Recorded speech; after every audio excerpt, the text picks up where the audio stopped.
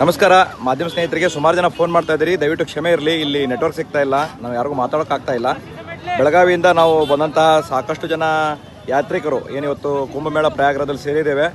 ಇಲ್ಲಿ ಕಂಡು ಕೇಳರಿದಂಥ ಜನಸಂಖ್ಯೆ, ಜನದಟ್ಟಣೆ, ಕೋಟಿ ಜನ ಒಂದೇ ಸರಿ ಇಲ್ಲಿ ಬಂದಿದ್ದಾರೆ.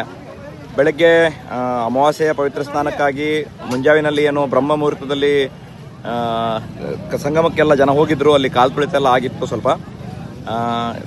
ಈ ಜನ ಎಷ್ಟಿದ್ದಾರೆ ಅಂತಂದರೆ ಯಾವ ಪೊಲೀಸ್ ಆಗಲಿ ಅಥವಾ ಮಿಲಿಟರಿ ಆಗಲಿ ಅವ್ರು ನಿಯಂತ್ರಣ ಮಾಡೋಕ್ಕಾಗಲ್ಲ.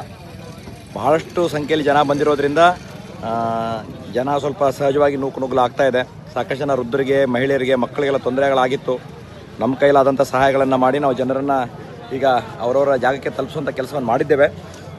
ಇನ್ನೂ ಬರೋರ ಸಂಖ್ಯೆ ಸಾಕಷ್ಟಿದೆ, ನೀವು ಇಲ್ಲಿ ನೋಡಬಹುದು. ಈಗ ಹೊರಗಡೆ ಹೋಗೋ ಗಾಡಿಗಳನ್ನು ಕೂಡ ನಮ್ಮ ಗಾಡಿಗಳನ್ನೆಲ್ಲ ಇಲ್ಲಿ ತಡೆದಿದ್ದಾರೆ. ಇದು ಪ್ರಯಾಗರಾಜ್ ಸಂಗಮದಿಂದ ಸುಮಾರು ನಾವು 7 ಕಿಲೋಮೀಟರ್ ನಡ್ಕೊಂಡು ಬಂದ ಮೇಲೆ ಇರುವಂಥ ಸ್ಥಳ.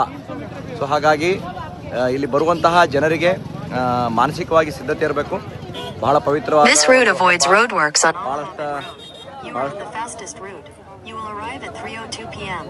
ಭಾಳಷ್ಟು ಜನರಿಗೆ ಇಲ್ಲಿ ಬರಬೇಕು ಅನ್ನೋ ಆಸೆ ಇರುತ್ತದೆ. ಆದರೆ ನೀವು ದೈಹಿಕವಾಗಿ ಎಷ್ಟು ಸಶಕ್ತರಿದ್ದೀರಿ, ಇಲ್ಲಿ ಬಂದ ಮೇಲೆ ಉಳ್ಕೊಳ್ಳೋ ವ್ಯವಸ್ಥೆ ಹೆಚ್ಚು ಕಡಿಮೆ ಆದರೂ ಕೂಡ ಅದನ್ನು ಸಹಿಸಿಕೊಳ್ಳೋ ಶಕ್ತಿ ಇದ್ದಾಗ ಎಲ್ಲವನ್ನು ಆಲೋಚನೆ ಮಾಡಿ ನೀವು ಬಂದರೆ ಸೂಕ್ತ ಅನ್ನುವಂಥದ್ದು ಭಾವನೆ.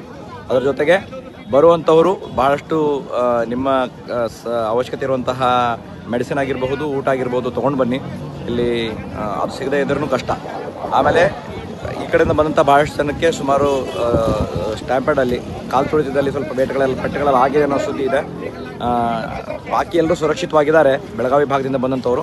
ಹಾಗಾಗಿ ಯಾವುದೇ ಗಾಬರಿ ಪಡುವಂಥ ಆತಂಕ ಅಥವಾ ಆತಂಕ ಪಡುವಂಥ ಸನ್ನಿವೇಶ ಇಲ್ಲ.